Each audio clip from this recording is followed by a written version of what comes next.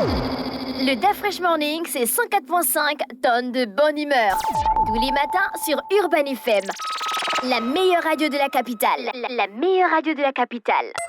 Vous êtes sur les 104.5, on est avec Elvis. Elvis, on parle de sport ce matin, bonjour. Bonjour Dafresh. Comment tu vas? Ça va bien. Il y a la bonjour. forme. Il y a la forme, bonjour René D'accord. Ruth. Bonjour Emmanuela, bonjour Fallon. Juste que je me suis un peu mouillé ce matin parce qu'il pleut du côté de Nzanyon. C'est pas grave. Amenem, c'est de quoi je parle. Mais Il il peut faut 9 rester, mois sur 12 au mais Gabon. il faut rester professionnel, même sous la pluie. Il faut C'est qu'on normal. puisse vaquer à nos occupations.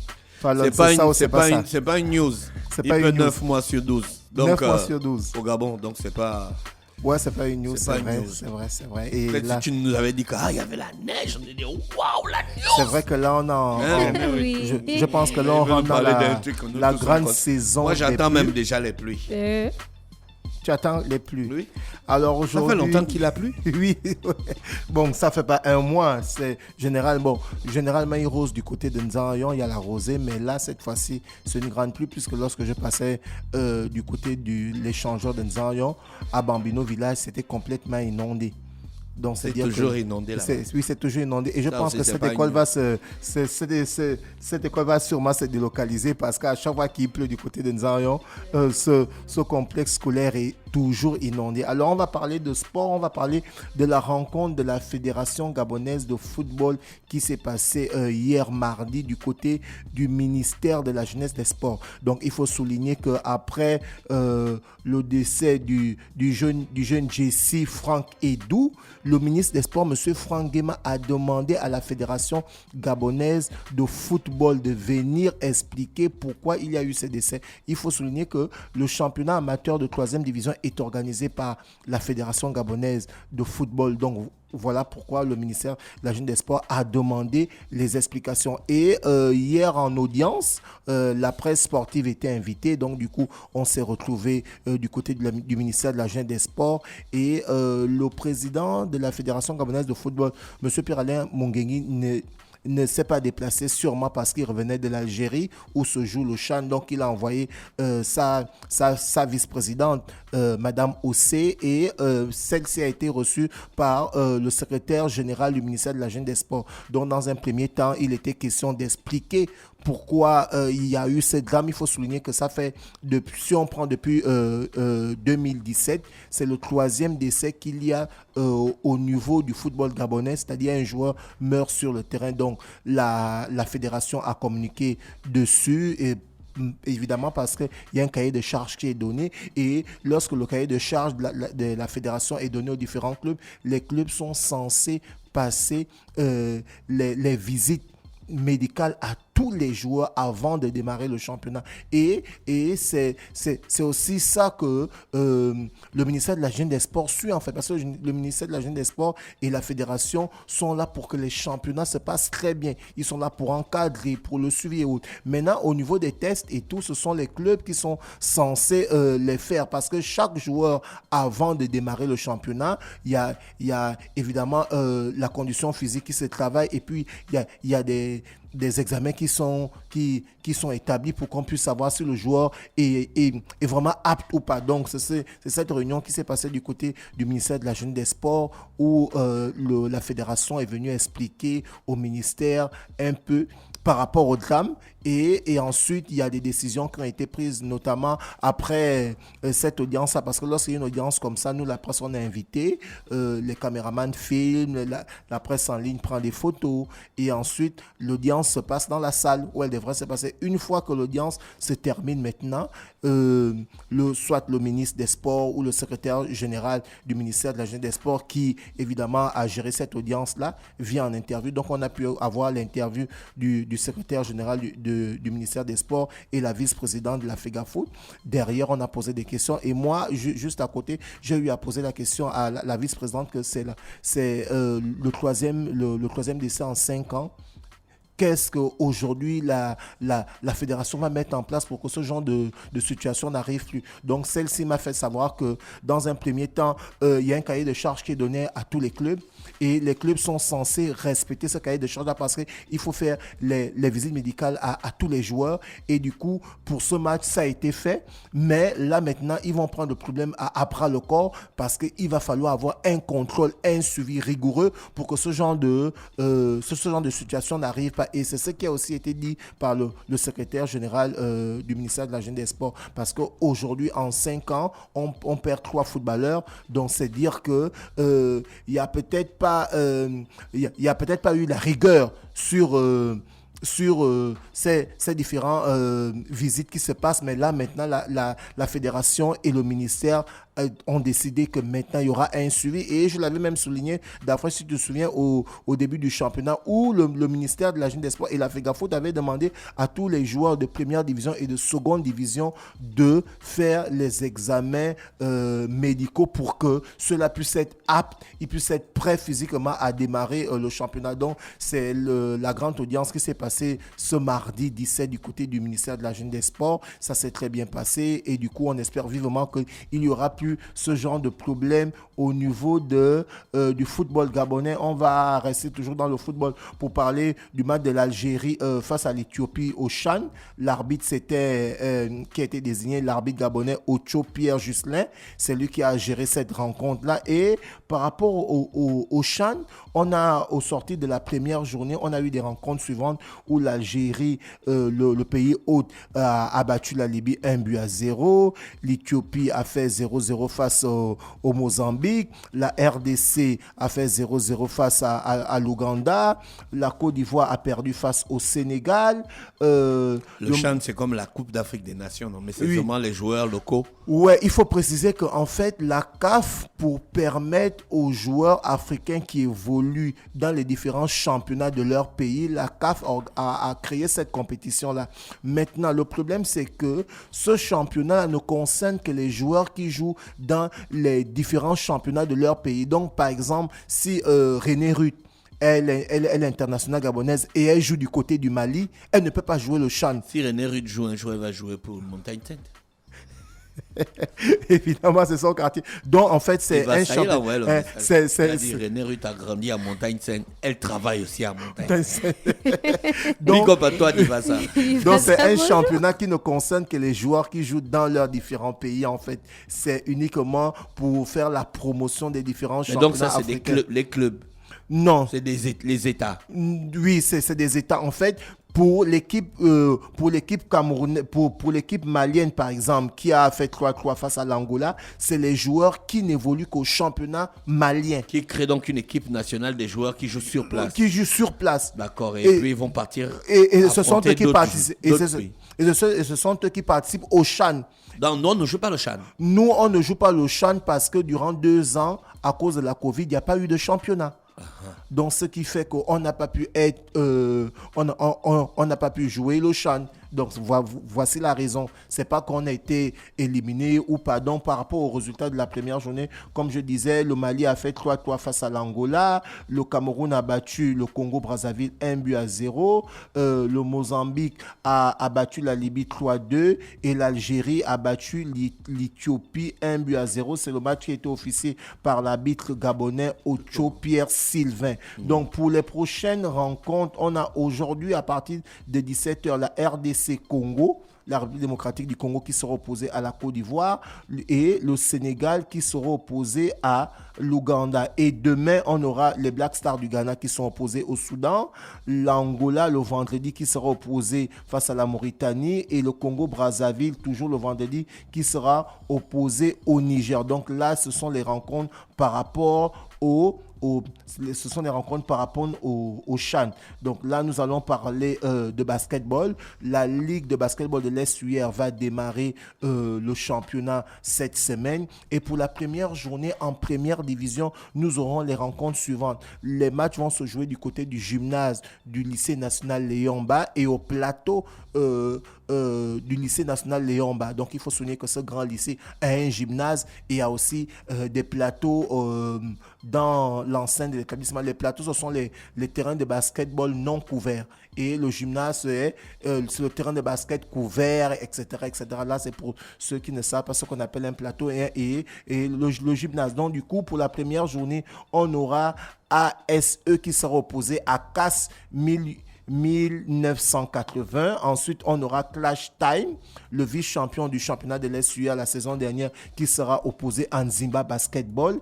Ngong d'OIM sera au Ngong, qui est une grande équipe qui a fait beaucoup couler d'encre de salive du côté du Wellington, sera opposé à Relais Omnisport de Marius Asumuken. Et au 22-7-0, l'équipe entraînée par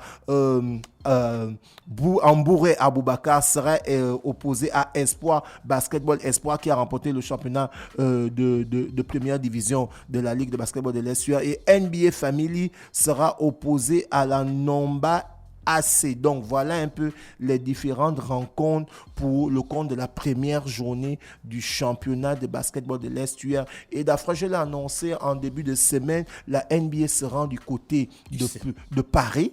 Donc le match, c'est pas un match de gala, c'est un match de la saison régulière. Donc ce match il se déplace seulement. Mais il se déplace seulement. Ce sera la deuxième fois que la NBA va faire ce déplacement. La première fois, le déplacement, c'était en 2020. Et là, maintenant, une équipe de basket comme le Chicago Bulls, ils peuvent avoir combien de basketteurs?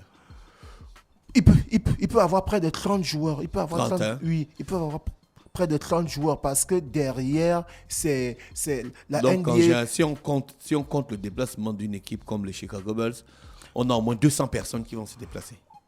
On a au moins une cinquantaine parce qu'il y a des coachs, mais c'est ce que je dis. Il y a des préparateurs physiques. Et par exemple, il y a des joueurs, agents de sécurité. Il y a des joueurs, par exemple, qui vont avec leur propre médecin. Voilà, mais comme la NBA et les pays partenaires comme la France, ils savent déjà qu'au niveau par exemple de la France, le plus grand nombre de basketteurs étrangers au championnat de France de première division appelé la Pro A, ce sont les Américains. Donc du coup, lorsque la NBA se déplace du côté de la France, c'est un pays qu'ils connaissent déjà en fait. Puisque là, c'est la deuxième journée. Donc du coup, le match va se passer du côté de Bercy à Paris, que tu connais très bien. Et la rencontre va opposer les Chicago Bulls qui ont 6 titres NBA face à Détroit qui a 3 titres, les Détroit des Pistons. Et tu te souviens, au début des années 90, c'est l'équipe qui bloquait beaucoup les Chicago Bulls. Donc, du coup, il avait fallu que Phil Jackson aille chercher Dennis Rodman, qui était l'un des meilleurs défenseurs, parce qu'il a fait 7 fois meilleur rebondeur de la saison du côté de la NBA, pour permettre à cette équipe de Chicago Bulls, à l'époque, avec Randy Grant, Michael Jordan, Tony Kukoc et Scottie Pippen, pour avoir eu un grand équilibre au niveau de la défense. Donc ce match de saison régulière qui va se passer du côté de Paris, c'est demain jeudi. Et là, on nous annonce qu'il y a pratiquement plus de billets en fait, parce que c'est pas évident. C'est la NBA, donc du coup on aura la possibilité de sold out. C'est sold out, un tour. Donc du coup cette grande rencontre, on espère vivement qu'il y aura une rencontre comme ça du côté de l'Afrique, pourquoi pas, parce que c'est vrai que la NBA se rend régulièrement en France, mais on aimerait aussi avoir une rencontre comme ça. Mais d'Afrique, ton événement de Jordan là en France, c'est le Quai 54. Oui, le Quai 54, c'est... Non, c'est vers juillet. C'est vers juillet. En été. Parce que là, je pense c'est en été. Là, le Quai 54, ils font ça sur le Quai 54. Oui. Le Quai 54. C'est terrain non couvert. Donc, du coup, il faut être en été, quoi. Parce que si c'est en hiver, c'est... Ça va suivre le film Quai 54. Ça va gaspiller. C'est juste à côté où il y a la bière. Tu iras. Hein? Tu iras. Si on m'invite encore. En espérant que l'invitation va arriver. Et là, on va parler des résultats de la NBA. Les Bucks de Milwaukee de Antetokounmpo a pris le dessus sur les Raptors de Toronto, 130 à 122. Et les Spurs de San Antonio ont pris le dessus sur les New Jersey Nets, 106 à 98. Les Nets de Denver ont battu les Blazers 122 à 113. Et les Clippers ont perdu face aux Sixers de Philadelphie, amenés par Joel Embiid et James Harden 120-110. Et pour les rencontres de demain, on a Dallas qui sera opposé aux Huns demain à partir de 3h, donc dans la nuit de mercredi à jeudi. Et ensuite, toujours dans la nuit de mercredi à jeudi, on aura les Knicks de Washington, les Knicks de New York qui seront opposés aux Wizards de Washington à 1h30. Les Rockers de Houston seront opposés aux Hornets, toujours dans la nuit de mercredi à jeudi à 2h du matin. Et les Pelicans seront opposés aux Heat de Miami. Donc, voilà un peu les résultats concernant la NBA. D'après, je l'avais souligné en début de semaine que là, l'Open de l'Australie a débuté. C'est le premier grand chelem de l'année. Et du coup, pour ce premier tour, on a eu des rencontres suivantes où on a eu Rafael Nadal qui s'est opposé qui s'est imposé face à Draper, l'anglais, 3-7-1. Et ensuite, on a Nakashima, le japonais, qui a perdu face à l'américain McDonald, 3-7-2. Et du coup, on va continuer à donner quelques résultats comme ça. On a par exemple le jeune Ote qui a perdu face à si je prononce bien, Chang. René Ruta qui prononce bien les noms chinois là. C'est S-H-A-N-G. C'est Chang ou Chang. Moi, je prononce bien Jet Li et Fan Fantong, c'est tout.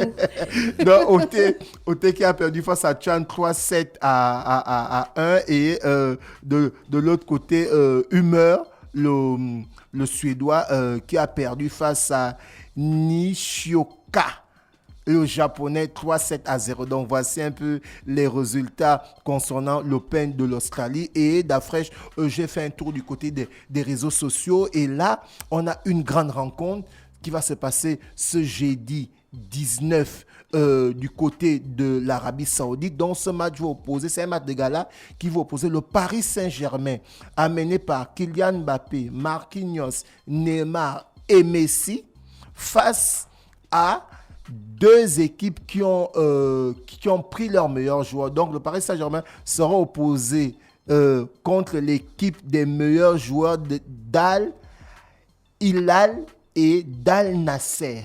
Donc, on va retrouver en match de gala cette opposition-là des joueurs ici de Al Hilal et Al Nasser, dont Cristiano Ronaldo fait partie, face à Messi. Donc, c'est un match de gala qui est organisé par ces deux pays-là, qui va se passer jeudi du côté de l'Arabie Saoudite. Et toujours dans les réseaux sociaux, imaginez la suite, comme le grand défount a l'habitude de dire, en fait.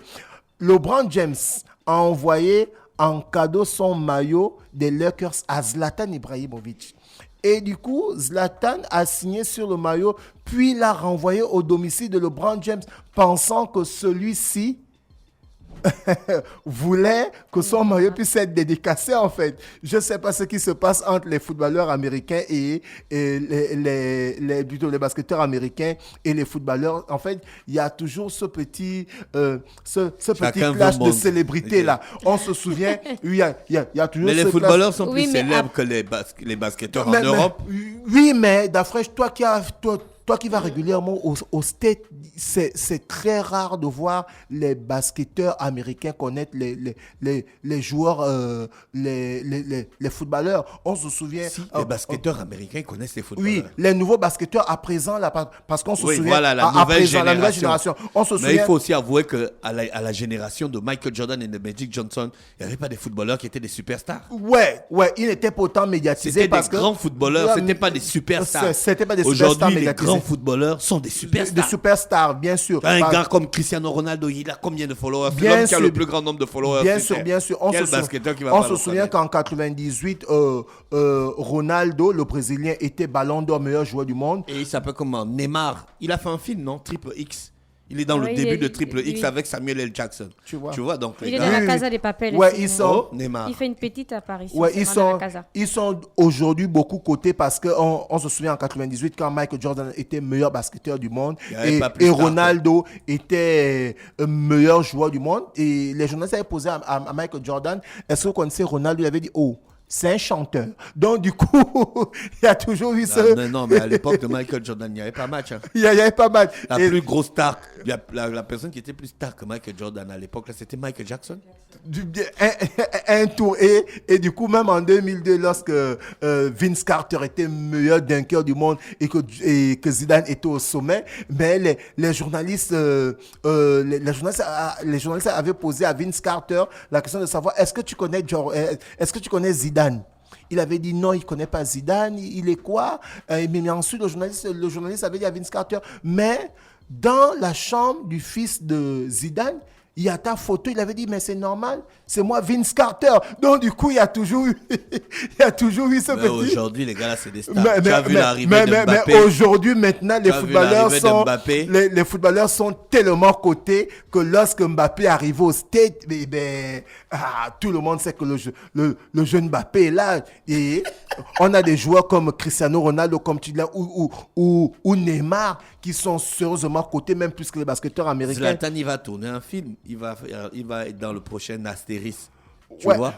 Donc, c'est des gars qui sont super cotés. Donc, Olivier Giroud, il est sorti dans le dernier film de Kev Adams. C'est Kev Adams, non? L'humoriste. Hein. Ouais. Il est sorti dans le dernier film de Kev Adams. Donc, les footballeurs... Aujourd'hui, ils sont devenus très, très médiatisés. Il y a beaucoup de personnes qui les connaissent. En fait, ils ont dépassé toutes les frontières, en fait. Voilà. Merci, Elvis, avec nous ce matin sur les 104.5 Urban FM, la station urbaine dans le Da Fresh Morning. Restez connectés. On se retrouve juste après la publicité. Le Da Fresh Morning, c'est 104.5 tonnes de bonne humeur. Tous les matins sur Urban FM.